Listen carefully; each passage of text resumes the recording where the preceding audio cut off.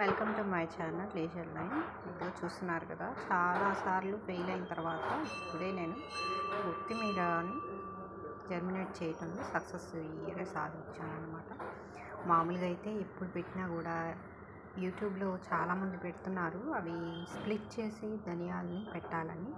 అలా పెట్టి చూసినా కూడా నాకు ఎప్పుడు కూడా జర్మినేట్ అవ్వలేదు సరిగ్గా.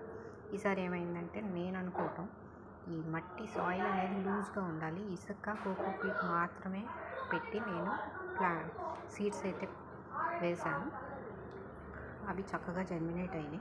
ఈ మధ్యలో ఉన్నది మాత్రం ఉసిరి చెట్టు, ఇది కూడా చక్కగా జర్మినేట్ అయింది, సీడ్ నుంచే వచ్చింది. ఇవి నేను అమెజాన్ నుంచి 3 వచ్చినాయి అన్నమాట. ఇలాంటివి బాస్కెట్స్, ఇవి బ్యాంబూ బేస్డ్ బాస్కెట్స్ అన్నారు, ఫైబర్తో చేసింది, తట్టలు లాగా ఉన్నాయి. ఇవి వచ్చేసి 3 కలిపి 111 రూపీస్కి వచ్చిందనమాట. కొత్తిమీర ఎంత బాగా రావటం చాలా హ్యాపీగా ఉంది. ఈసారి ఇలా వచ్చింది. ఈ ఉసిరి కూడా చక్కగా సీడ్ వేశాను, ఒక 15 డేస్కి ఇలా వచ్చేసింది అనమాట. ట్రీ అయితే ప్లాంట్ జర్మినేట్ అయింది.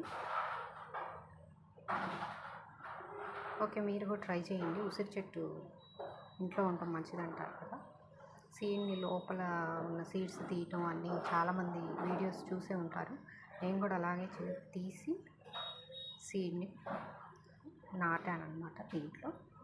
చక్కగా ఇలా వచ్చేసింది. Okay, thank you all.